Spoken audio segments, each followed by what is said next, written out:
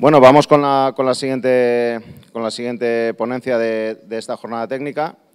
Vicente del Toro es técnico del Servicio de Medio Ambiente de Consellería. Él está muy relacionado desde hace años con el tema de invasoras y creíamos que era un tema interesante hablar de invasoras en este foro orientado al mundo verde, porque se siguen viendo barbaridades en algunos sitios que te encuentras especies que nos están generando un daño y que, bueno, si ya en el mundo, en el estado salvaje, ya suponen un problema y un gasto, claro, no vamos a fomentarlo a través de la jardinería. Entendíamos que era importante el transmitir esto y en el futuro veréis alguna acción más que vamos a tener al respecto.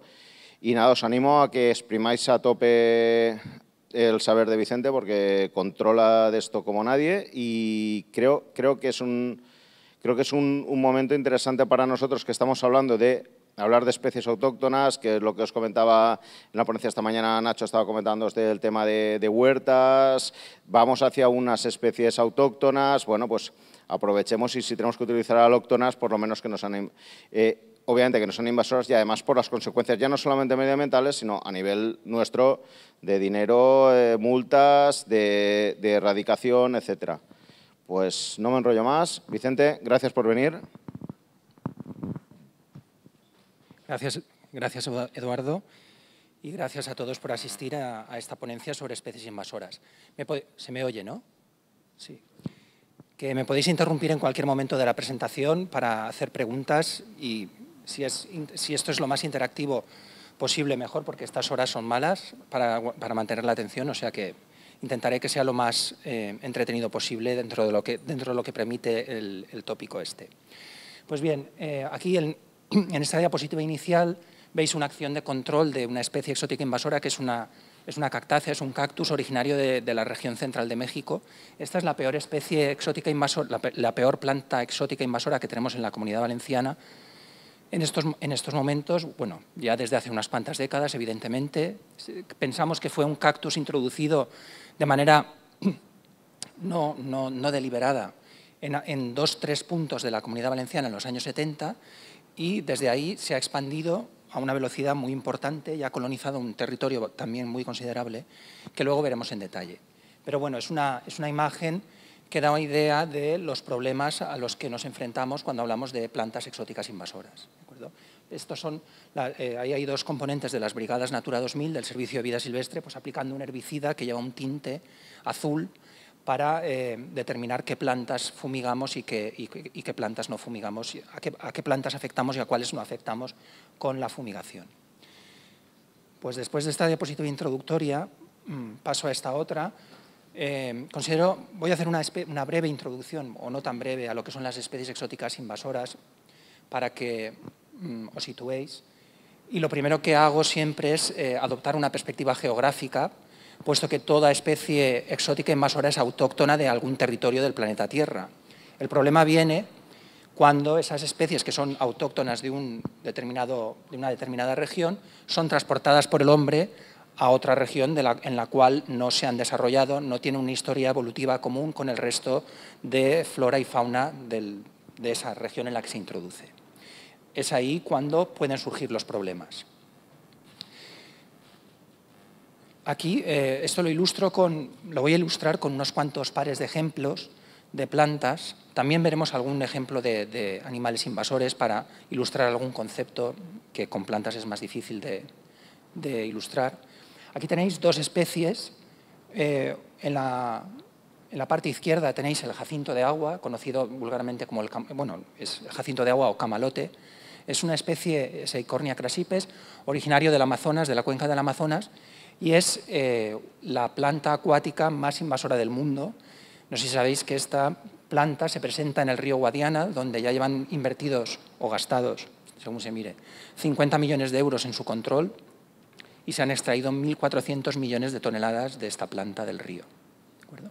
Es una planta que en su hábitat original, el río Amazonas, no provoca ningún problema, pero que extraído de su ambiente originario y trasladado a regiones templadas, a zonas húmedas templadas del mundo, pues se comporta de una manera, crece de una manera muy muy veloz, crece muy velozmente, acapara toda la lámina de agua y genera todo tipo de problemas ligados a su extraordinaria productividad. Como cubre por completo la superficie del agua, pues impide el intercambio de oxígeno. Al producir tanta materia orgánica, pues agota el oxígeno de la propia columna de agua a la que no permite oxigenarse, en fin, una serie de problemas gravísimos. Y impide el funcionamiento de las infraestructuras hidráulicas porque las colapsa, etcétera, etcétera. Y a la derecha, aquí a la izquierda, ya digo, esto es originario de la cuenca del Amazonas, allí no provoca problemas, cuando se introduce en otra región provoca problemas gravísimos. A la derecha tenéis Lythrum salicaria, la lengua de toro, que es una especie propia de las riberas fluviales de la Comunidad Valenciana y del Mediterráneo en general. Es una especie común, pero que cuando se extrae de su hábitat natural y se introduce, por ejemplo, en Norteamérica, se comporta como una agresiva planta invasora que viene a provocar lo mismo que el jacinto de agua, que es una colonización exhaustiva del ecosistema en el que se establece, excluyendo por competencia el resto de especies de flora y de fauna. Aquí tenéis una imagen precisamente de, esto nos pilla muy cerca, esto es el río Algar, un afluente del, no, perdón, el río Albaida, perdón, el río Albaida. El río Albaida, afluente del Xúquer, esto es en 2007, cuando Jacinto de Agua se presentó en la Comunidad Valenciana en 3 núcleos que gracias a una actuación temprana de erradicación pudimos eliminar con un muy bajo coste. Este fue, con diferencia, el núcleo más grande de todos los que aquí se presentaron. Pero veis que, a pesar de ser pequeño, bueno, relativamente pequeño, ya se reunían aquí las características que definen una invasión biológica en toda regla, que es una colonización exhaustiva del espacio, dejando poco o ningún lugar a la flora o la fauna nativa. ¿De acuerdo? Además, en este río se presentan otras especies exóticas invasoras, hasta tal punto que podemos decir que es un ecosistema nuevo, en el sentido de que cuesta encontrar especies nativas aquí. ¿De acuerdo? Por ejemplo, esta masa amarillenta es Ludwigia grandiflora, también originaria de Sudamérica. Las orillas, en lugar de haber un bosque de ribera, están colonizadas exhaustivamente por Arundodonas, por la caña común. Y también podéis ver, aquí tengo lucecita, no sé si hay puntero, aquí, bueno, da igual. Ahí, en los márgenes, en la parte superior de los márgenes, hay agave americana, también una planta de Centroamérica. Por lo tanto, tenéis aquí un paisaje nuevo, no autóctono, y una total alteración del ecosistema fluvial. Y aquí podéis ver lo que ocurre cuando introducimos Lythrum salicaria, esta lengua de toro que es autóctona de la Comunidad Valenciana y que aquí se presenta de manera esporádica, en una zona húmeda norteamericana. Pues lo mismo que hace el jacinto de agua en nuestros ríos, lo hace la lengua de toro en las zonas húmedas norteamericanas, donde representa uno de los mayores problemas de conservación. El puntero, aquí, ¿y cómo lo activo? Aquí. Ah, vale, gracias. Vale. Vale, otro par de especies que ilustran esta dicotomía de exótico autóctono. Tenéis aquí Carpobrotus edulis, originario de Sudáfrica, y a la izquierda tenéis Ammophila arenaria, originaria de nuestras dunas, de nuestros sistemas dunares. De nuevo, Carpobrotus edulis, tiene muchos nombres vulgares, la uña de león, la patata frita, que sabéis que es una planta que ha sido muy utilizada por la demarcación, en el pasado, claro, cuando no había conciencia de los problemas que provocaba. Es una planta que fue introducida deliberadamente en las dunas para fijarla. El problema es que, bueno, aquí tenéis Ammophila, esto es una imagen de Ammophila arenaria en Guardamar del Segura, ¿de acuerdo? Forma aquí matas dispersas en la cresta de las dunas, pero cuando se introduce en Norteamérica, pues aquí veis el resultado. De nuevo, pues una colonización exhaustiva del espacio que no deja recursos ni suelo disponible para el desarrollo de otras plantas y que altera por completo la dinámica del medio dunar, que como sabéis el dinamismo del medio dunar es una característica que lo define. ¿De acuerdo? Aquí tenéis Carpobrotus en su hábitat original, Sudáfrica, Como veis, pues forma, del mismo modo que Ammophila aparece dispersa por la duna, Carpobrotus también aparece disperso, pero aquí tenéis Guardamar del Segura, que es lo que ocurre cuando se introduce Carpobrotus en una zona de la cual no es originario, tiene la capacidad de colonizar por completo el espacio, dejando poco lugar disponible para el resto de plantas de las dunas. Para que os hagáis una idea, esto es una comunidad dunar sin Carpobrotus en Guardamar del Segura, y esto es lo que ocurre cuando se planta Carpobrotus, o cuando lo invade de manera, porque va creciendo, evidentemente, crece muy rápidamente. Pues esta es la diferencia entre un ambiente y el otro ambiente, aparte de otras muchas cosas que no estamos viendo, claro, pues como los ciclos de nutrientes, etcétera, etcétera. ¿Vale? ¿Cómo consigue hacer esto Carpobrotus? Pues la respuesta, o una de las hipótesis más extendidas a por qué las plantas invasoras logran colonizar el espacio de manera tan agresiva, es que cuando son introducidas en un territorio nuevo, vienen sin los parásitos que habitualmente se alimentan de ellas. Y esto lo que nos da una idea es de la merma tan importante en la productividad vegetal que ejercen los insectos herbívoros. ¿De acuerdo?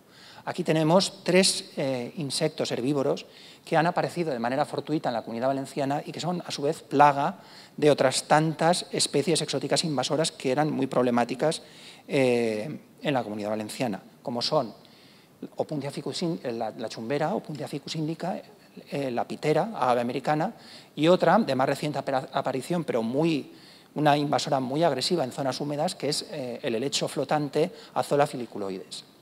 Desde su aparición en 2007, 2011 y 2012 de sus parásitos específicos, las poblaciones de estas 3 especies exóticas invasoras se han derrumbado, han sufrido un fortísimo declive. ¿De acuerdo?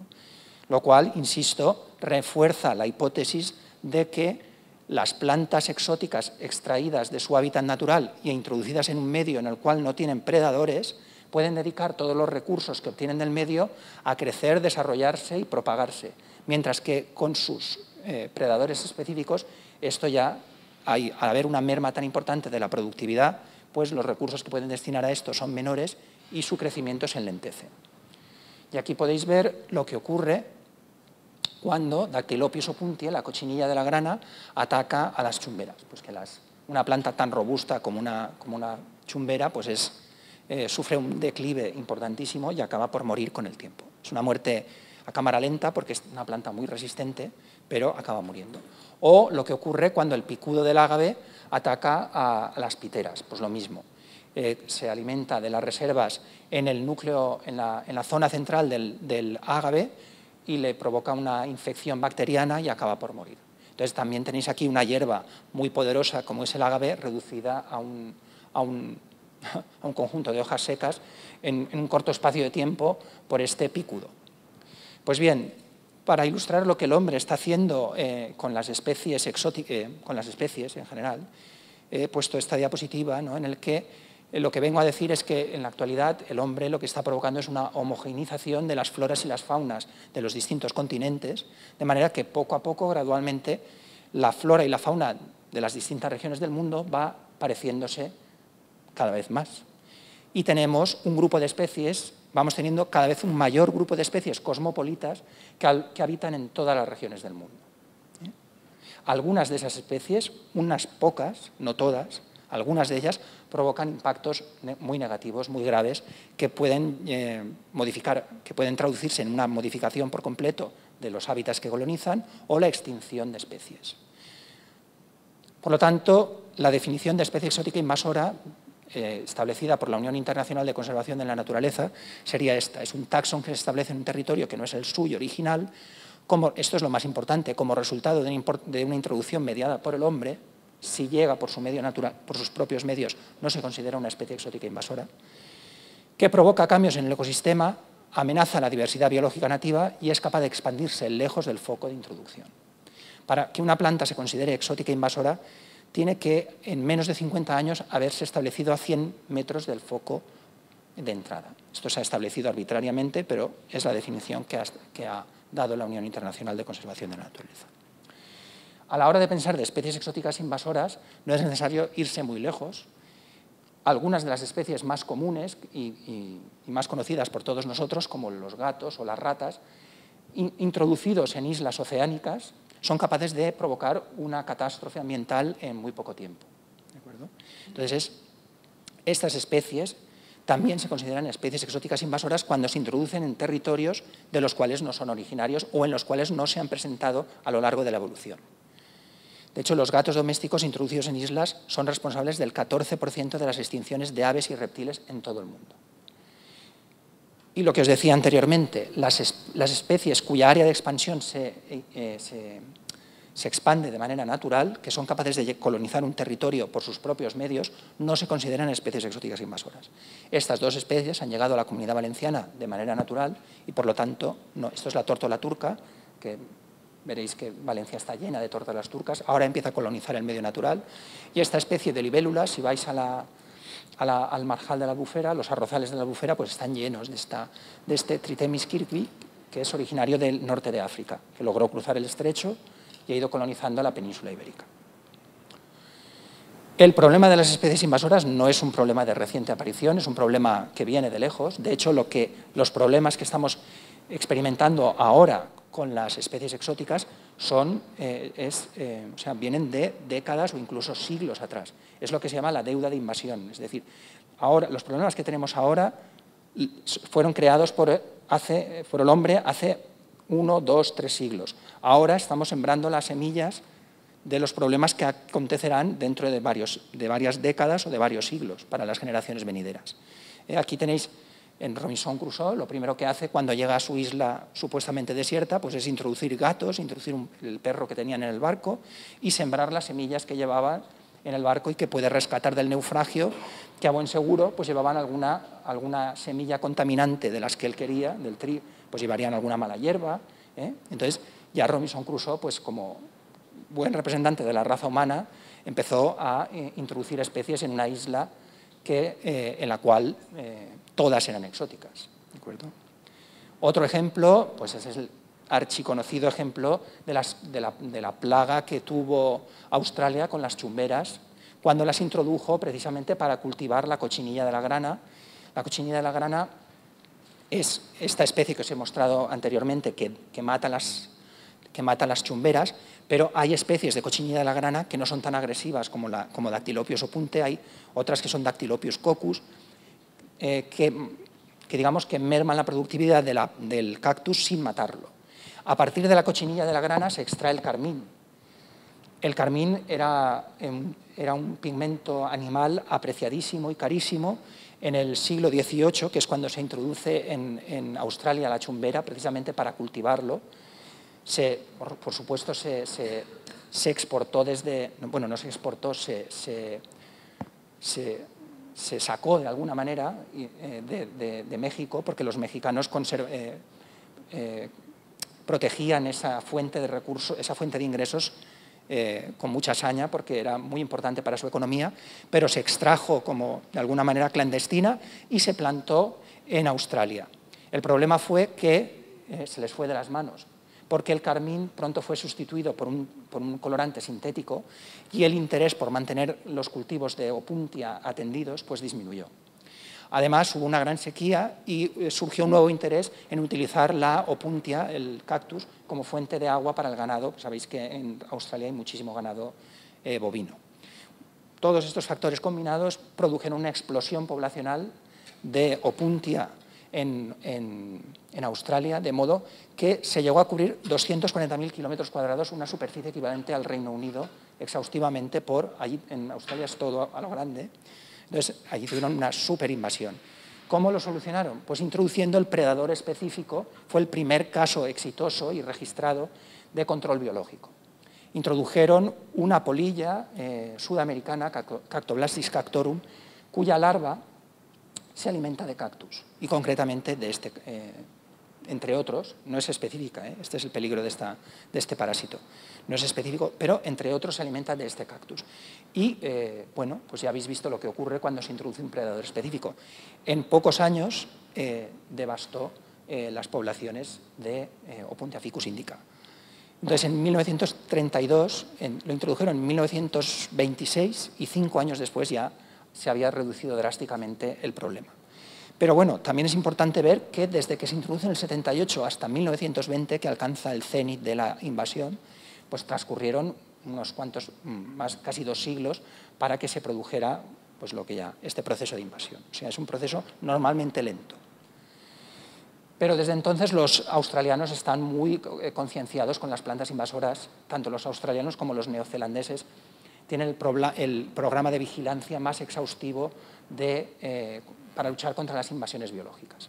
Y aquí establecen todo tipo de multas, sanciones, y tienen todo tipo de material divulgativo y normativo para evitar precisamente que se introduzcan. Ahora tiene un problema con Opuntia robusta.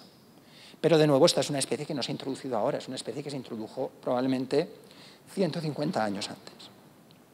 Algo mismo, otro ejemplo de un problema asociado a las especies invasoras que afectó no al medio natural, sino al medio agrícola, fue la introducción en el siglo XIX del ácido de la filoxera, que afectó a las vides europeas. Se introdujo con vides americanas que son resistentes a la filoxera, pero aquí lo que provocó es una devastación total de los viñedos europeos, hasta que fueron injertados sobre cepas americanas. Por lo tanto, no es un problema reciente, pero lo que sí que es cierto es que en tiempos modernos, es decir, a partir del 1950, este problema se ha agravado enormemente por la sencilla razón de que los intercambios comerciales, tanto el número como la magnitud de esos intercambios, la cantidad de mercancías con las que se comercia en la actualidad, pues se ha incrementado de forma exponencial, y con ello, con ese movimiento de personas y mercancías, se ha incrementado enormemente el número de especies que llegan a un territorio y el número de aquellas que logran establecerse en ese territorio. ¿Por qué? Pues porque estamos llevando a cabo abatimiento de barreras geográficas, estamos poniendo en contacto ecosistemas que desde cientos de miles de años estaban aislados. Por ejemplo, el canal de Suez puso en contacto el Mar Rojo con el Mar Mediterráneo, permitiendo la entrada, el intercambio de multitud de especies. De hecho, hay un grupo de especies que se llaman especies lesepsianas, que son todas aquellas que entraron a través del canal de Suez en el Mar Mediterráneo, ¿vale? Y luego también, evidentemente, hay una liberación deliberada en el medio natural o accidental. La agricultura y la horticultura son una fuente de entrada de especies vegetales en el medio natural muy importante. El transporte mundial, no solo el transporte de mercancías, por ejemplo, los barcos, para equilibrar la carga, llevan agua de lastre, y con esa agua de lastre que cogen de un extremo del Pacífico y vierten en el extremo opuesto, pues esa agua de lastre va cargada de larvas o de organismos vivos que llegan, que como los barcos cada vez viajan más rápido, pues llegan vivos al puerto de destino. Entonces, todo esto contribuye a lo que he mostrado en la diapositiva precedente, que es a este incremento exponencial del número de especies que se establecen en un territorio. Hasta tal punto es grave la situación que la Unión Internacional de Conservación de la Naturaleza considera que entre las amenazas que fragilizan la biodiversidad, las especies invasoras son la segunda amenaza global después de la destrucción directa de los hábitats. Esto es cierto especialmente en ecosistemas insulares, en islas. En islas el problema de las especies invasoras es muy grave. Y entonces suponen una amenaza tanto para la biodiversidad como para la salud humana como para las actividades económicas. Algunos ejemplos. Esto es un ejemplo animal, un ejemplo que os ayudará a entender muy bien cómo el cangrejo rojo, que es un cangrejo americano procedente de Florida, ha provocado la práctica desaparición del cangrejo autóctono, porque le transmite un hongo al cual él es resistente, la phanomycosis, que acaba con el cangrejo autóctono. Y esto es lo que ha ocurrido desde 1975, cuando había unas saludables poblaciones de cangrejo rojo en los cursos medios y altos de los ríos valencianos, pues se ha ido haciendo cada vez más raro hasta estar únicamente acantonado en zonas donde no se presenta el cangrejo americano. No solo afectan a las especies, ya he comentado, también afectan las especies invasoras muchísimo a los hábitats, los transforman. Aquí tenéis el ejemplo del río Albaida, ya lo hemos comentado. Aquí tenéis Esto es el río Turia a su paso por Vilamarchant. Veis cómo Arundo Donax, la caña, ha colonizado exhaustivamente la ribera. Para que os hagáis una idea, esto es una ribera, como hemos perdido la memoria de lo que es un bosque autóctono de ribera, bien estructurado. Pongo esta diapositiva del río Cabriel, donde se conservan buenos bosques de ribera, para que os deis cuenta de la pérdida de biodiversidad que induce una planta exótica invasora. Aquí veis estas 3 líneas, pretendo ilustrar los 3 estratos florísticos de las comunidades de ribera bien conservadas. Aquí tenéis las hierbas, los juncos, los arbustos, las distintas especies de sauce, de tamarix, y por último los árboles, los olmos y los chopos, blancos y negros. Todo esto desaparece cuando la caña es capaz de colonizar tanto el sustrato como la parte aérea del ecosistema y no deja lugar a que se establezca ninguna otra especie. Y otro de los ecosistemas más afectados por especies exóticas invasoras son las zonas húmedas. Son zonas muy productivas y las especies exóticas invasoras son especialistas en acaparar esa productividad. Aquí tenéis plantas como Cortaderia, que es una planta muy utilizada, o ha sido una planta muy utilizada antes de su prohibición, en jardines y en vías de comunicación y en rotondas, o Egeria densa, una especie muy utilizada en acuarios. Las dunas marítimas también es un ecosistema muy rico en plantas invasoras porque está sometido a una frecuentación humana enorme y tiene una presión de residencias secundarias muy importante, muchas de las cuales tienen jardines, muchos de estos jardines tienen plantas exóticas, algunas de las cuales muy invasoras. Desde la Consellería no adoptamos una posición contraria al uso de flora exótica en jardinería.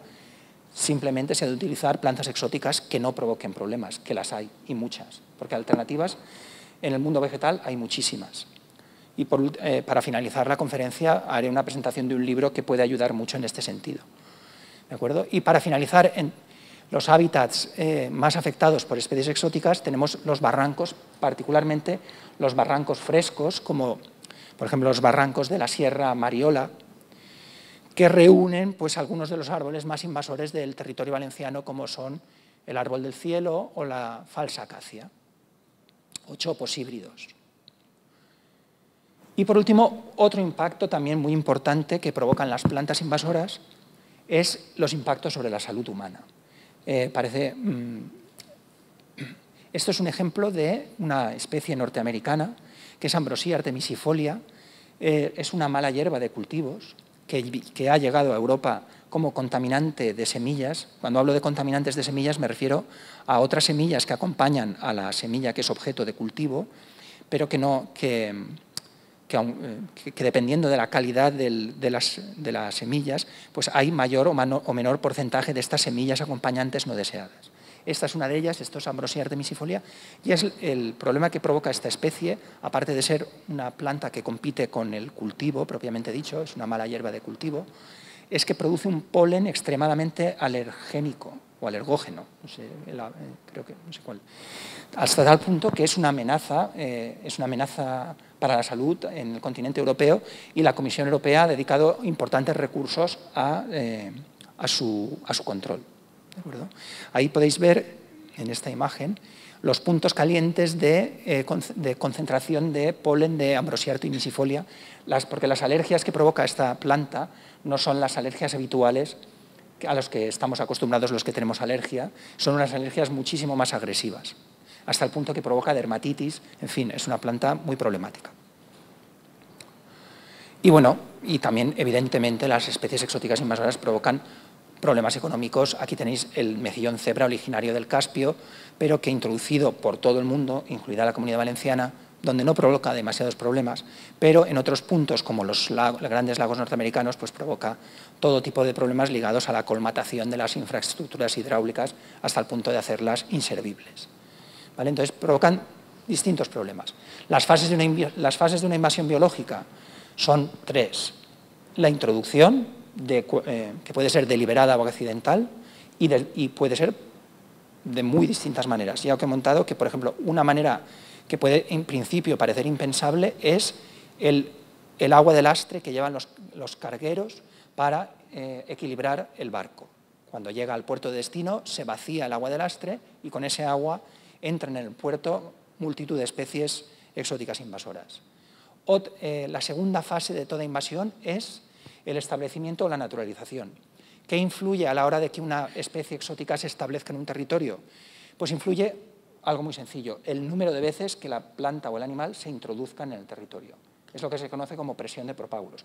Cuantas más veces introduzcas esa planta o ese animal, más posibilidades va a haber de que acabe estableciéndose en él, por mero azar.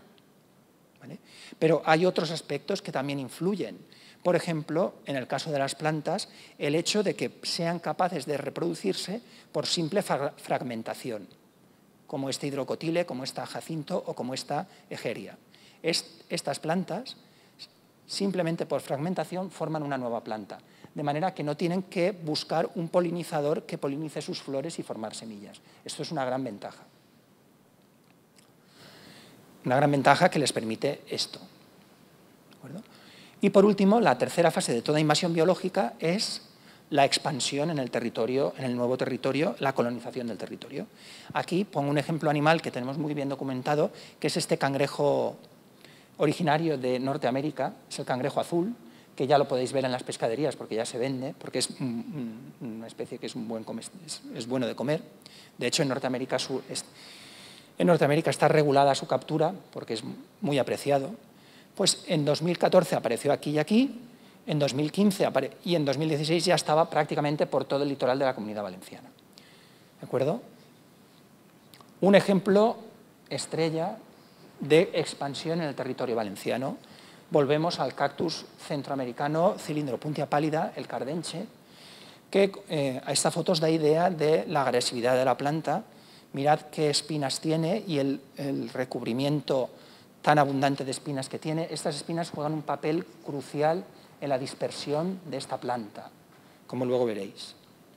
Bueno, pues bien, esta planta probablemente se introdujo aquí y aquí en los años 70, probablemente aquí, este punto está en el mar, pero en realidad es en la zona de Serra Gelada, pero probablemente esto fue posterior. Lo que sí que tenemos claro es que apareció aquí y aquí sobre los años 70. Esto es San Miguel de Lliria, esto es la Sierra de Orihuela.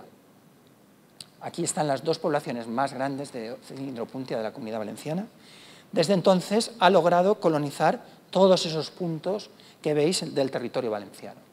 Todos los puntos que están en negro han sido erradicados o están siendo sometidos a control por el Servicio de Vida Silvestre, que ha invertido una gran cantidad de recursos desde la Generalitat en su control, porque consideramos que esta es la planta más invasora de todas las que hay en la Comunidad Valenciana y aquella que tiene la capacidad de modificar los usos del territorio.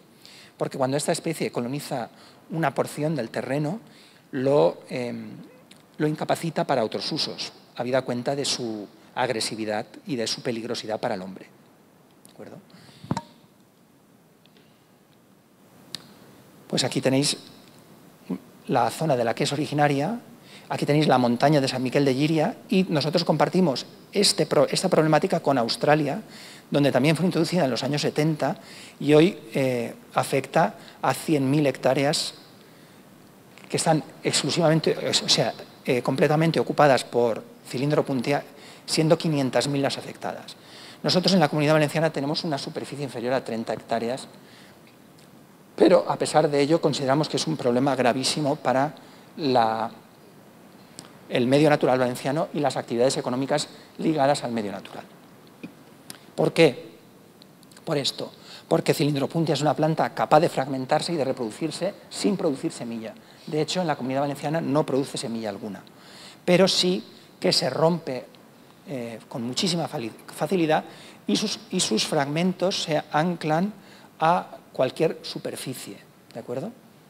A cualquier superficie es también a los hombres o los animales o las botas. Aquí es la montaña de San Miguel y entonces lo más fácil cuando se transita por una zona que tiene Cylindropuntia es llevarse adheridos en el zapato o en las botas o en la ropa fragmentos de Cylindropuntia que son totalmente viables, además que conservan la viabilidad durante meses, desprendidos de la planta.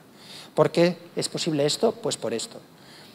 Porque aparte de que tienen numerosísimas espinas, las espinas están recubiertas de unas finas escamas en dirección opuesta a la de la espina, de modo que cuando penetran cualquier sustrato, la carne humana, la carne de un animal o la goma de una bota de campo, se anclan con tal fuerza que tienes que estirar muy fuerte para desalojar la espina de tu bota o de tu pierna.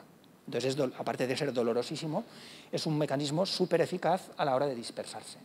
Porque esto se clava, un fragmento de esto se clava en la pata de un conejo y el conejo se lleva el cilindro puntia con él pues todo el recorrido, porque no se la va a poder quitar. De hecho, es frecuente encontrar animales muertos en el seno de los cactus, porque una vez se ensartan en las pinchas no pueden desalojarlas, no pueden estirar y no pueden salir de ahí. Para que os hagáis una idea del tamaño que pueden tener los fragmentos vegetativos de cilindro puntia, aquí hay una moneda de 5 céntimos y son del tamaño de un garbanzo o menor. ¿Qué quiere decir esto? Ahí tenéis mi mano sacando uno de estos garbancitos. Aparte del tamaño, quiero llamar vuestra atención sobre el color y la textura, que los hace absolutamente indistinguibles del terreno en el que se establece. De manera que una vez un ámbito ha sido colonizado por esta especie, es prácticamente imposible erradicarla porque nadie es capaz de detectar estos pequeños fragmentos que son muy abundantes cuando ya lleva unos cuantos años en un lugar. ¿De acuerdo? De ahí, esta planta tiene una capacidad de persistencia, una vez establecida, extraordinaria, que hacen que eliminarla sea una misión muy, muy ardua. Por eso invertimos tanto esfuerzo en acabar con ella. Por lo tanto, es una planta que, a pesar de no producir semillas, se salta esa barrera biológica y es capaz de propagarse gracias a la eficacia con la que se fragmenta y estos aguijones que tiene, estas espinas, que actúan como arpones que le permiten anclarse a animales y ser dispersado. ¿Cuántas especies exóticas invasoras tenemos en el territorio valenciano? Exóticas, perdón, no invasoras. Pues tenemos unas 663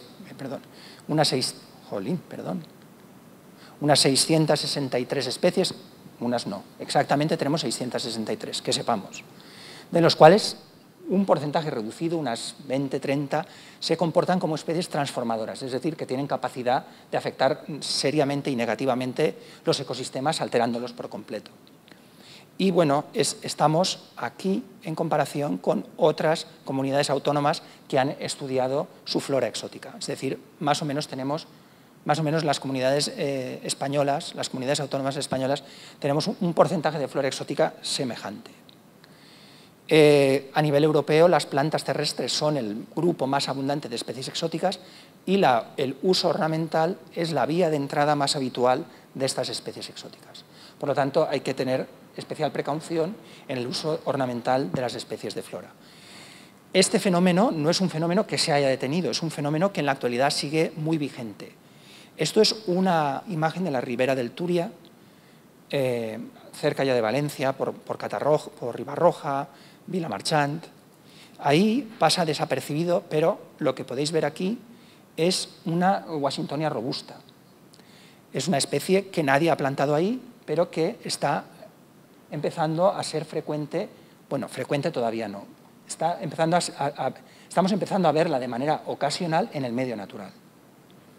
Washingtonia robusta es una de las palmeras que más abundantemente se planta en las ciudades porque es barata, crece rápido, es muy bonita, pero produce abundantes dátiles que son consumidos por los estorninos, entre otras muchas aves, y las aves lo que sabéis es que dispersan estas especies con mucha eficacia.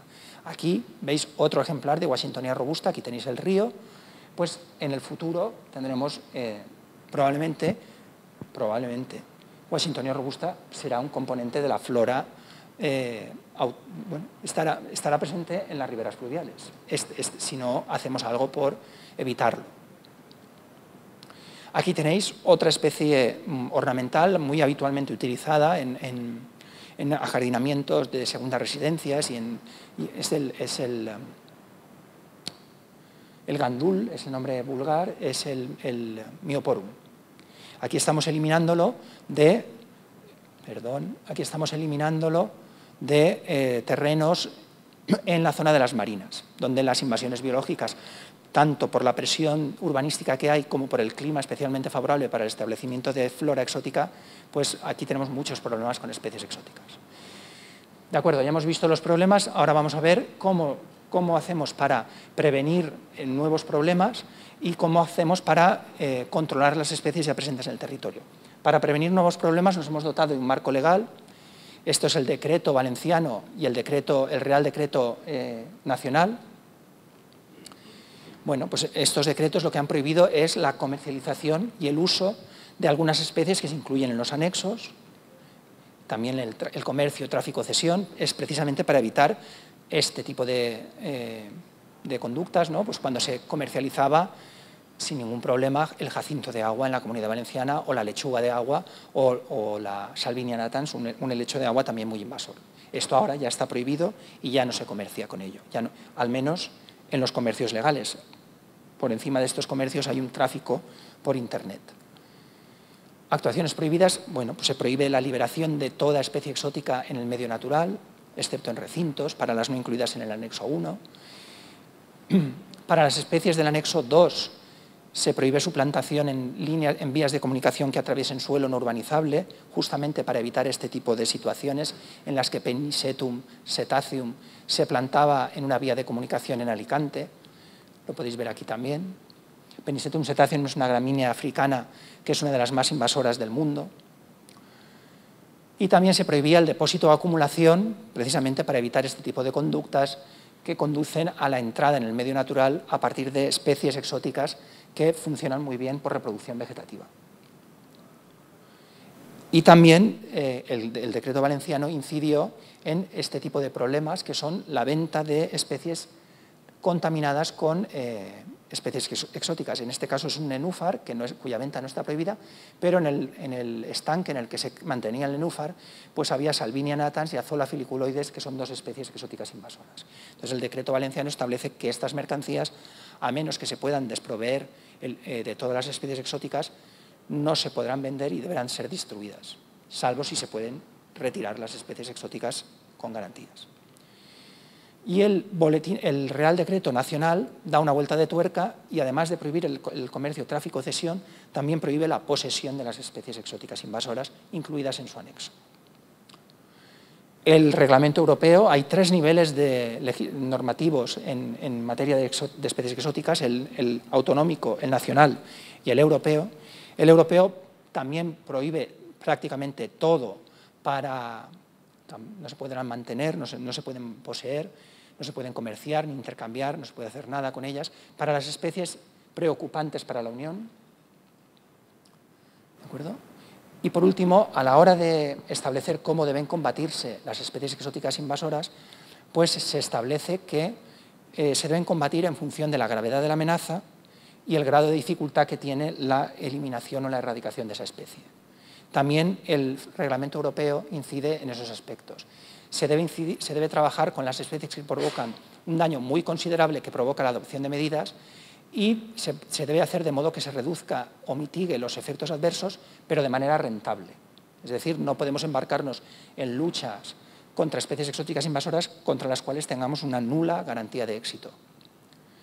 Por lo tanto, desde la Generalitat hemos establecido una estrategia en la que, a modo de clave dicotómica, en la que lo primero que nos preguntamos es si la especie exótica es susceptible de provocar problemas graves, efectos adversos considerables en el medio, si vemos que, estudiando su comportamiento en otras regiones del mundo, es poco probable que produzcan efectos adversos, se permitirá su integración en el medio natural. Si vemos que puede provocar efectos adversos y es posible eliminarla, la erradicaremos, intentaremos erradicarla con todos nuestros medios. Y si no es posible eliminarla, pues la someteremos a control, es decir, reduciremos su número de ejemplares o su número de poblaciones de manera que sus impactos sean lo menores posibles. Y si esto no es posible hacerlo, si no es posible reducir el número de ejemplares, pues ya gestionaremos lo mejor posible los impactos.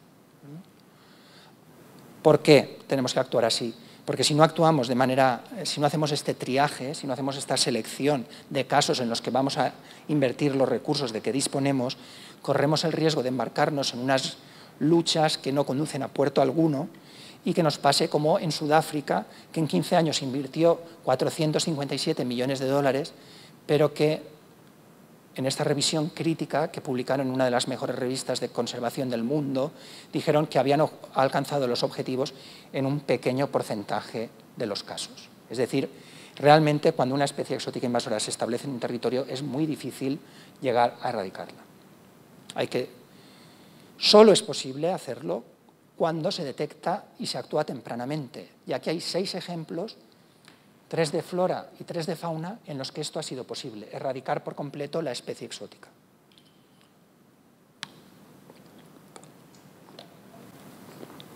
Aquí tenéis el jacinto, Salvinia natans y el nenúfar mexicano. Estas 3 especies se eliminaron por completo de la Comunidad Valenciana porque se detectaron en los primeros momentos y se actuó tempranamente. Lo mismo estas 3 especies de animales, el mapache, el coipú y la malvasía americana. Siempre se han podido erradicar porque no se ha permitido que la población se establezca, que se asiente, que crezca y que se expanda. Es decir, toda invasión biológica empieza aquí, cuando la abundancia es muy pequeña y el coste de su erradicación es insignificante, pero si se permite que crezca con el tiempo, que aumente la abundancia, el coste de control aumentará en paralelo. Y si llegamos a este punto en el que empieza a haber una conciencia pública del problema, es decir, por ejemplo, en el caso de un mosquito, pues la ciudadanía empieza a quejarse de que el mosquito les pica o que empieza a transmitir enfermedades, cuando ya hay una conciencia pública ya hemos llegado tarde a la hora de erradicar la especie. Hay que empezar aquí. El problema de empezar aquí es que la especie es muy poco abundante, el territorio es muy grande y hay que ser capaz de detectarla. Pero en ocasiones ocurre. Para que esto ocurra, lo que hacemos es dar formación a los agentes medioambientales, a la guardería fluvial y a la guardería de costas. De manera que tenemos un contingente de personas que están en contacto diario con el medio natural y que nos avisan de nuevas especies exóticas. Hacemos material divulgativo y, por supuesto, actuamos tempranamente. Esto es Salvinia natans, helecho tropical, que apareció en la marjal de Peñíscola, en Castellón, en un pequeño rodal. Lo detectaron unos agentes medioambientales, fuimos inmediatamente, se extrajo toda la planta con ayuda de salabres y desapareció el problema. Esta es una especie altamente invasora.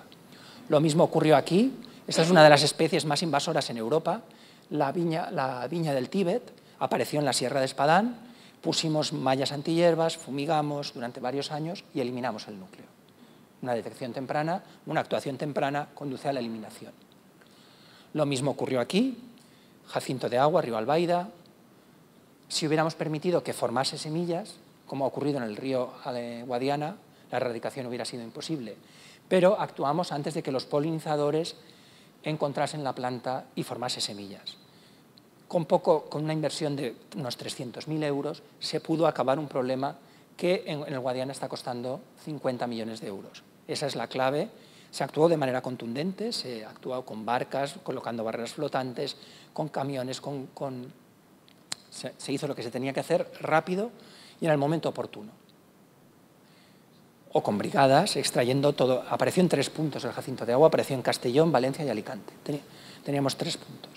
Y esto es el resumen de lo que se extrajo y del éxito de la actuación, una actuación temprana. Aquí para que comparéis la situación del Guadiana. El nenúfar mexicano, que también está en el Guadiana y que es todavía más conflictivo de erradicar que el jacinto de agua, también fue eliminado en la Comunidad Valenciana en un pequeño punto donde apareció, de nuevo previniendo la consolidación del problema. Otra especie contra la que luchamos activamente es la cola de zorro. Esta especie estamos trabajando con mantas de yute, que lo que hacen es hundir la planta y privarla de la luz. Y utilizamos este tipo de coberturas porque en zonas acuáticas no es posible el uso de herbicidas y nos vemos obligados a recurrir a medios físicos. Cuando ya la especie exótica está consolidada, no podemos tener como objetivo la erradicación, tenemos que tener como objetivo el control. Y podemos controlar la especie de 2 maneras. Excluyéndola de una determinada porción del territorio cuando ya lo ha ocupado todo, o bien conteniendo la expansión en aquellas especies que no han ocupado todo el territorio.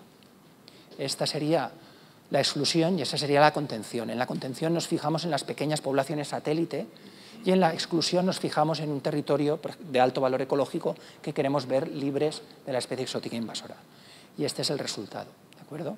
Tenemos, por ejemplo, un ejemplo de exclusión. Esto es el árbol del cielo, Ailanthus altissima, está muy extendido por el territorio valenciano, especialmente en el norte de la provincia de Alicante, donde las condiciones le son muy favorables. Pretendíamos, bueno, tiene unas semillas aladas que le permiten dispersarse, que las producen en unas cantidades muy elevadas y le permiten dispersarse a larga distancia. Pretendíamos que no colonizase, que no invadiese el parque de la Font Rocha, que como sabéis es uno de los parques más emblemáticos de la Comunidad Valenciana y de más alto valor natural. Y entonces lo que hemos hecho ha sido una actuación de exclusión, de eliminación de todas las poblaciones de Ailanthus altissima que hay en el Parque Natural de la Font Rocha, mediante métodos mecánicos y químicos, empleando herbicidas para plantas rebrotadoras y fumigando con herbicida foliar los rebrotes. Aquí tenéis las actuaciones que llevan a cabo las Brigadas Natura 2000 para evitar la colonización del parque. No sé qué he dicho. Perdón. Y aquí tenéis otro ejemplo de exclusión. Estos son los cañaverales de las riberas del río Turia, que están, como sabéis, en los tramos medios y bajos, exhaustivamente colonizados por la caña. Lo que estamos haciendo es eliminar la caña utilizando un método físico, que es un método de recubrimiento con coberturas opacas. Lo que hacemos es desbrozar el cañaveral y cubrir las riberas con una cobertura opaca durante 2 periodos vegetativos de la caña, de manera que lo que hacemos es privarla de luz, provocar que el rizoma agote sus reservas al intentar reponer la parte aérea de la caña, y esto lo que hace es eliminar de manera definitiva la caña. Evidentemente no podemos optar a eliminar la caña de todas las riberas fluviales valencianas, pero sí que podemos excluir esta especie exótica invasora de grandes tramos fluviales en contacto con las poblaciones, de manera que este recurso turístico tan importante, que es un río bien conservado, pasa a estar disponible para la ciudadanía y para la biodiversidad también. Y reducimos enormemente el riesgo de incendio, porque la caña es una formación vegetal muy inflamable. Aquí, en el caso de la Cylindropuntia, lo que hacemos es una estrategia de contención. Sabemos que en estos 3 puntos no vamos a ser capaces de eliminarla nunca, porque ya se ha establecido durante décadas y nunca seremos capaces de eliminarlas, pero sabemos que en el resto de poblaciones de la Comunidad Valenciana sí que somos capaces de eliminarla. Y eso es lo que estamos haciendo. Estamos conteniendo la invasión en estos puntos y evitando que el resto del territorio valenciano se llene de Cylindropuntia. Aquí tenéis actuaciones de eliminación. Esto es Sierra de Orihuela, un intento fallido de eliminarla porque planteamos mal la actuación queriendo erradicarla de una gran población cuando esto vimos que era imposible. Y aquí tenéis las pequeñas poblaciones sobre las que actuamos y aquí sí que somos muy eficaces, sobre todo también porque hemos cambiado la metodología y nos centramos en un control químico que es muy eficaz. Y aquí os muestro en esta imagen las especies a las cuales dedicamos mayor esfuerzo de control. Tenéis Cylindropuntia pálida, es como digo, la especie más importante sobre la que centramos nuestros esfuerzos, la planta, seguida de la caña, el ailanto, la uña de león, Penicetum, azola, Alternativas, aquí me gusta siempre incidir, desde la Generalitat no nos hemos... se puso un gran énfasis en la limitación del uso de determinadas especies, pero también en proporcionar alternativas a viveristas y gestores municipales a la hora de emplear tanto especies autóctonas como especies exóticas en sus ajardinamientos, teniendo en cuenta que el ajardinamiento, el uso ornamental, es la principal vía de entrada de especies exóticas en el territorio europeo. Entonces se publicó un libro que se llama Jardinería Mediterránea sin especies invasoras, que está disponible para descarga gratuita. Se pone en Google Jardinería Mediterránea sin especies invasoras y aparecen varios puntos de descarga. Y este libro lo que plantea son alternativas, pero también plantea unos 40 diseños de jardines ya con toda la relación de especies necesaria para crear ese jardín, que además tienen las características de ser jardines de bajo mantenimiento y especialmente jardines que no contienen ninguna especie exótica invasora. Sí contienen especies exóticas, pero no contienen especies exóticas invasoras. Y hay todas las tipologías imaginables de jardín, desde jardines privados a jardines públicos. Estos son rotondas, isletas, paseos marítimos. Hay de todo tipo de jardines, todos prediseñados y listos para plantarlos. Aquí hay una terraza con macetas, con contenedores. Y ya para acabar, algún ejemplo de especies exóticas que pueden ser las especies exóticas del futuro, porque ya apuntan maneras, ¿no? Apuntan, por su comportamiento podemos deducir que generan problemas. Esto es Acacia farnesiana, una especie que lleva en Europa desde el Renacimiento. Se llama Acacia farnesiana porque estaba plantada en Villa Farnesio, en los jardines de Villa Farnesio, por su excelente aroma. Bueno, pues en la Comunidad Valenciana ya, esto es el río Palancia, si no me equivoco, y la podéis ver aquí, cómo se está llenando todo el cauce del Palancia de estas acacias, porque, como veis, pues provoca una gran cantidad de semillas fértiles. Aquí tenéis Nicotiana tabacum, una especie muy invasora, que en determinados espacios naturales protegidos de la Comunidad Valenciana, como el Parque Natural de la Mata Torrevieja, supone un importante problema de conservación. La banderita española, una especie que no se ha incluido en ningún catálogo de especies exóticas, pero que es una de las especies exóticas más invasoras del mundo, de las 100 especies exóticas más invasoras del mundo, es una de ellas, y que está en clara expansión en el territorio valenciano, particularmente las variedades de color rosa, como esta. Aquí la veis colonizando ya el medio natural. Son distintas. Es especialmente notable la invasión en Alicante, porque tiene unas condiciones de temperatura que le favorecen mucho. Parkinsonia culeata, también comienza la invasión a ser algo importante en Alicante. Y por último, Leucaena leucocéfala, ahora no recuerdo su nombre vulgar. Bueno, pues de nuevo una planta muy invasora, entre los 100 organismos más invasores del mundo, que también pues, se la puede ver cada vez con mayor frecuencia en bordes de carretera. Hay que decir que muchas invasiones por plantas exóticas empiezan en vías de comunicación. Desde ahí saltan al resto del territorio. Y por mi parte es todo. Si tenéis alguna pregunta, encantado.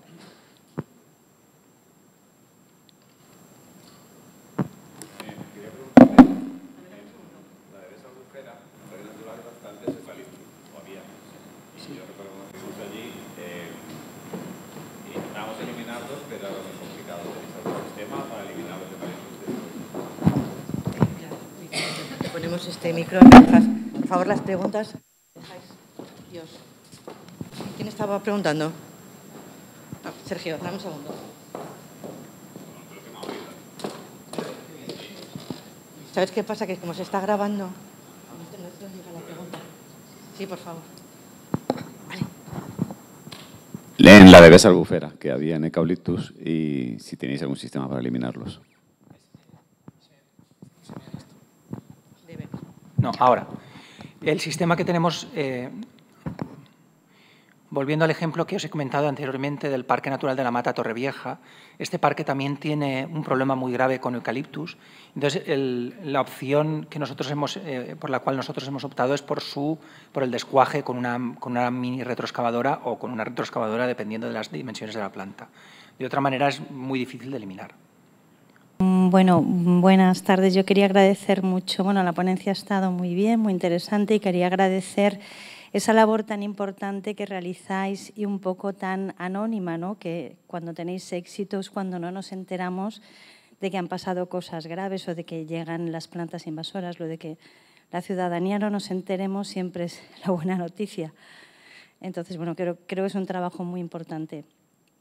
Y luego quería comentarte, me extraña mucho que siendo un tema tan importante, el BOE, por ejemplo, que ha sacado es del 2013, la normativa regional es del 2009 y la europea es del 2014.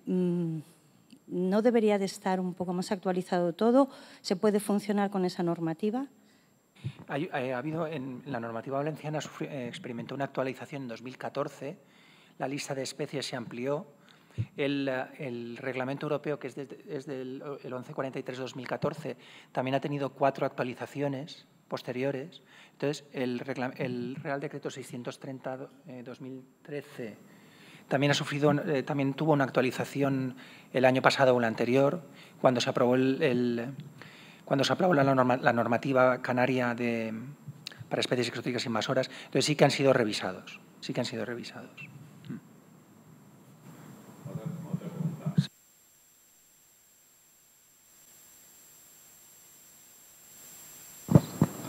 Sí. Has hablado del control químico en algún tipo de planta, creo que la última comentabas que era así con pinchos. ¿De qué control químico estabas hablando? Utilizamos, las cactáceas son, nosotros intentamos utilizar el control químico de manera muy dirigida y lo más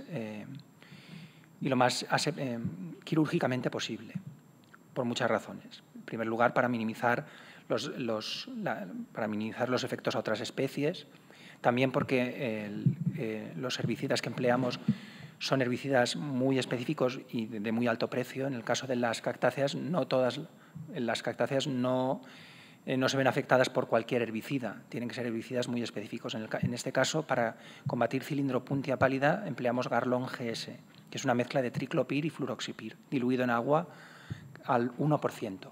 Esa es la mezcla que estamos utilizando. Además, se utiliza en condiciones muy particulares, no es eficaz en cualquier época del año.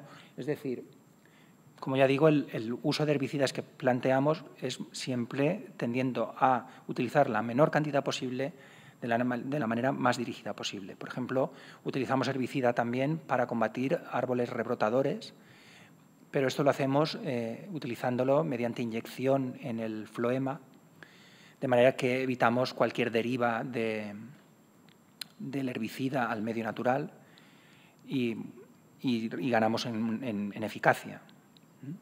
Por ejemplo, para la caña, en Norteamérica se utiliza herbicida para combatir arundodonas. Nosotros no utilizamos nada de herbicida, empleamos coberturas opacas que reemplazan el herbicida y además son muy eficaces.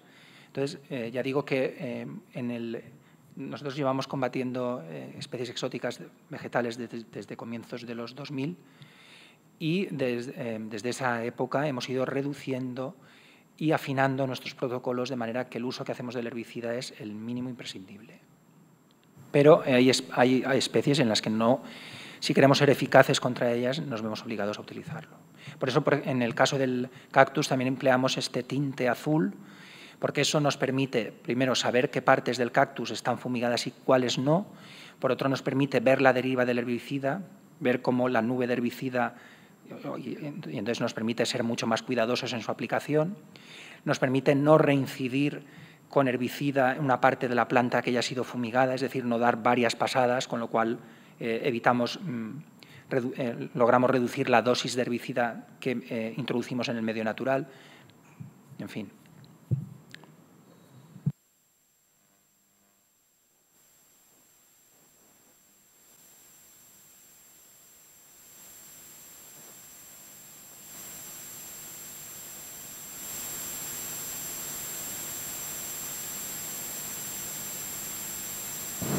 Ahora, vale, siempre me pregunto la relación entre un ecosistema degradado en recesión y la capacidad de invasión de una exótica. No sé si la hay y no sé hasta qué punto también es otra forma de enfrentarse, ¿no?, a la capacidad de invasión. Porque ahora parece ser que estamos muy enfocados en eliminarlas, pero, por ejemplo, en el tema del arundo da mucho miedo qué va a pasar de aquí a 5 años con todas esas riberas en las que hemos degradado aún más el suelo, hemos eliminado toda la vegetación, y no solo la vegetación, sino toda la biota del suelo, probablemente. Bueno, ¿qué va a ocurrir ahí, ¿no? ¿Y cómo se relaciona esto? Sí, es muy interesante lo que dices. Hay una relación directa entre la integridad del ecosistema y su invasibilidad. Me explico.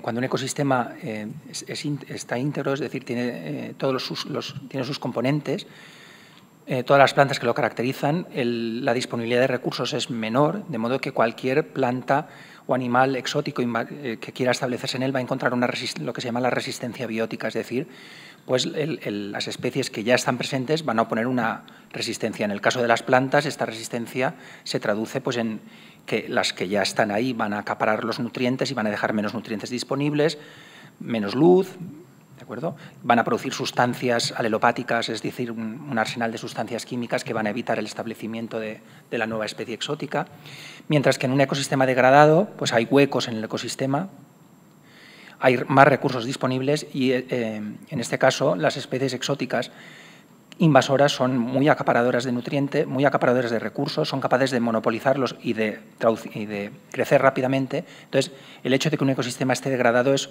una vía de entrada o una invitación a establecerse a una especie exótica invasora. En el caso de las riberas fluviales, partimos de un ecosistema profundamente degradado, de las riberas fluviales colonizadas por Arundo Donax. Partimos de un ecosistema profundamente degradado en el que la biodiversidad vegetal es prácticamente nula, a excepción de unas cuantas especies ruderales de gramíneas o poco más. Es muy difícil encontrar flora autóctona en un cañaveral consolidado, porque un cañaveral el cañaveral monopoliza el sustrato y la parte aérea del ecosistema, de modo que muy pocas plantas pueden establecerse ahí. Entonces, digamos, y también la diversidad. No he puesto diapositivas, pero la diversidad animal del ecosistema fluvial, que es altísima en un bosque de ribera, en un cañaveral es paupérrima, por el mero hecho que, aparte de la simplificación estructural del hábitat, la caña es una especie que es tóxica por su alto contenido en sílice y otras sustancias para la mayoría de herbívoros, de ahí que crezca tanto porque nadie la consume y que acumule tanta biomasa. Entonces, es cierto que la actuación que nosotros provocamos o que llevamos a cabo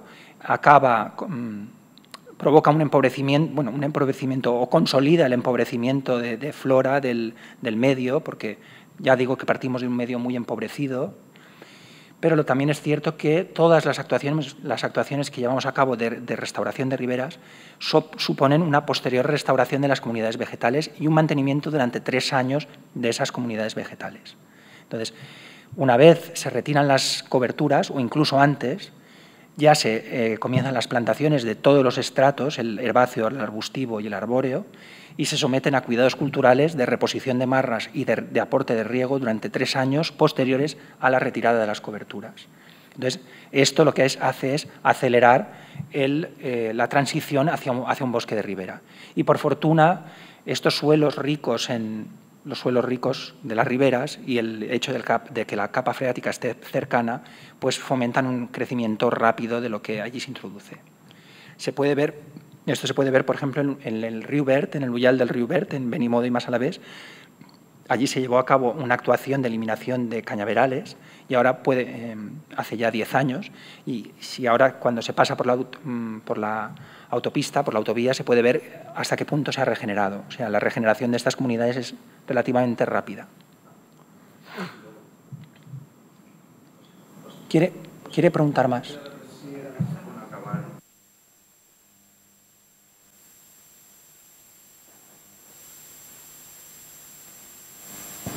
No, que luego también hay un tema, ¿no?, que es que no sabemos cuándo una especie va a ser invasora hasta que no invade, ¿no? Y más o menos, ¿no?, aparte de algunos caracteres que suelen ser representativos de la capacidad de invasión, ¿no? Pero, por ejemplo, ahora en el mundo de la jardinería no hacemos más que intentar innovar con las especies que utilizamos. De hecho, está habiendo incluso un cambio de paradigma con la forma de plantación, con los diseños, con eso. ¿A qué nos lleva, ¿no? A que de algún modo veo que la industria o el sector de la jardinería intenta introducir constantemente especies, y ¿cómo se controla eso? ¿Hay alguna iniciativa ya de decir, mira, pues especies con estas características ¿cómo se dice?, reproducción vegetativa, pues controlarlas de algún modo antes de que se comercialicen o no? Porque, por ejemplo, ahora hay una especie Stipa tenuísima, ¿no?, o Nasella, pues probablemente de aquí a 30 años sea una gran invasora. Y no sé qué se hace ahí en ese... Sí que hay hay una posibilidad de aproximarse o de establecer el carácter invasor de una especie, que el mejor predictor que hay del carácter invasor de una especie es su historial de invasiones en territorios climáticamente semejantes al nuestro. Entonces, si una especie se comporta como invasora en Sudáfrica, aunque las invasiones biológicas son muy idiosincráticas, dependen de muchos factores y incluso del azar, ¿no? Pero el historial de invasión es un muy buen predictor, y también ciertas características como lo que acabas de nombrar de reproducción vegetativa, etcétera, etcétera.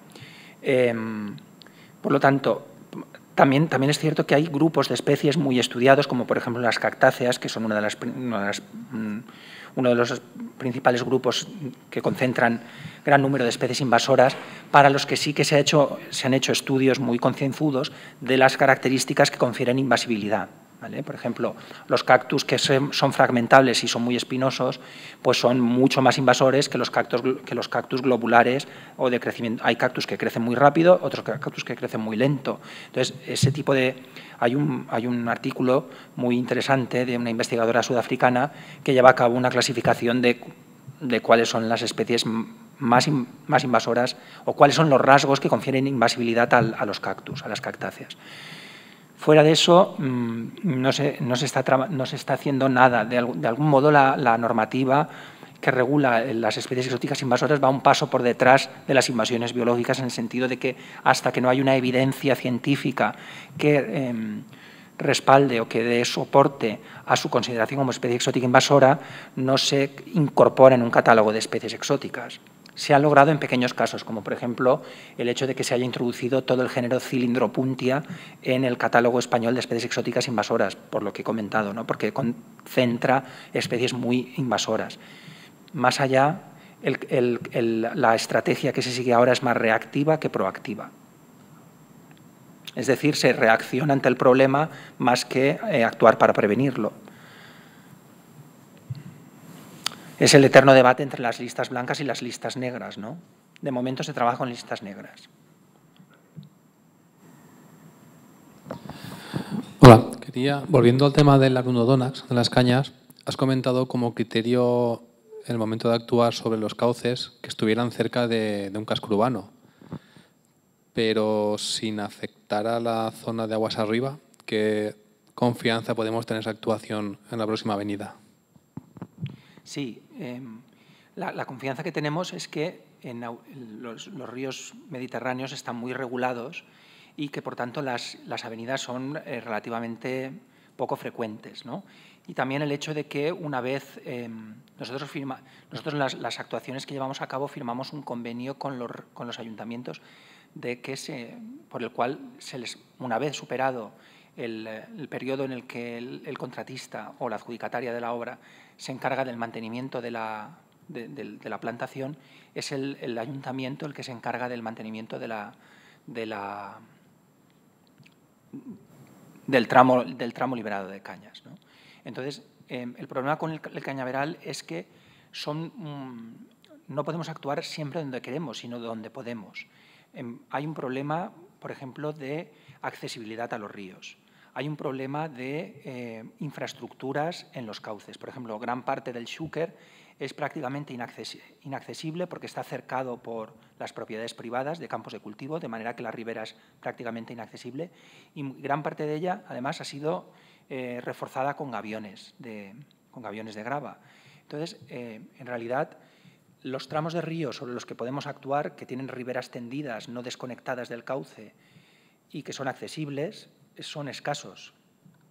Y entonces, realmente, estamos actuando sobre gran parte de estos cauces que son actuables, podemos decir. No podemos elegir empezar aguas arriba y bajar aguas abajo, no, porque entre medio se nos van a quedar siempre gran cantidad de tramos en los que no podremos actuar. Entonces, la política de dedicación de cañas seguirá basándose en aquellas zonas que sean accesibles. Claro. No va por zonas ni por cauces. Es que la accesibilidad a la hora de plantear una obra es fundamental. O sea, si no se puede acceder al Tajo, no podemos iniciar los trabajos. Entonces, hay zonas que son totalmente inaccesibles. o de una accesibilidad tan complicada que incrementaría en tal medida el coste que lo haría inviable. También hay que tener en cuenta que se han de transportar una gran cantidad de materiales a las lonas, ¿no?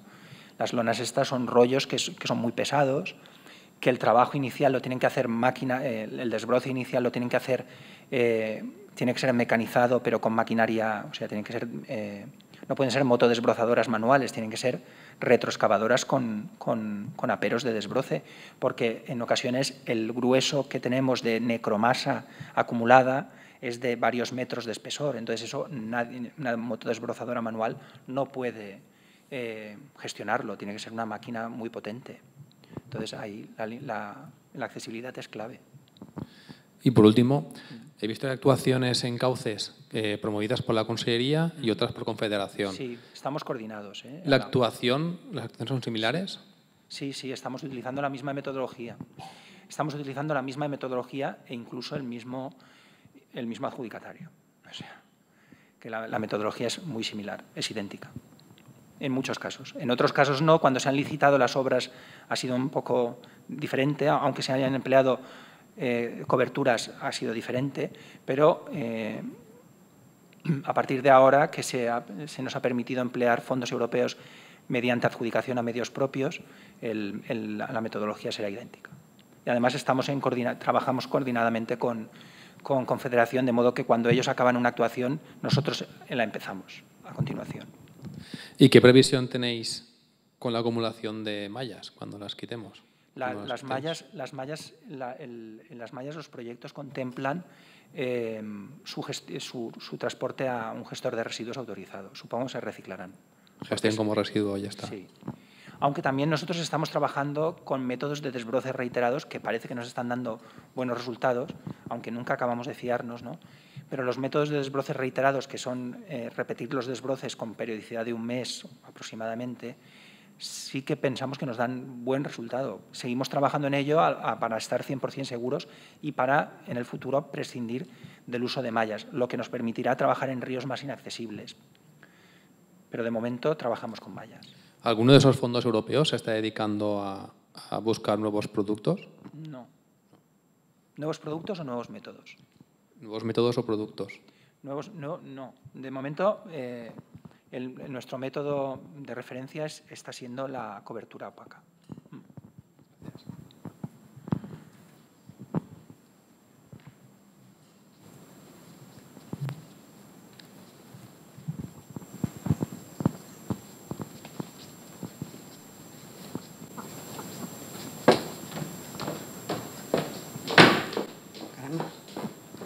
¿Hay alguna pregunta más?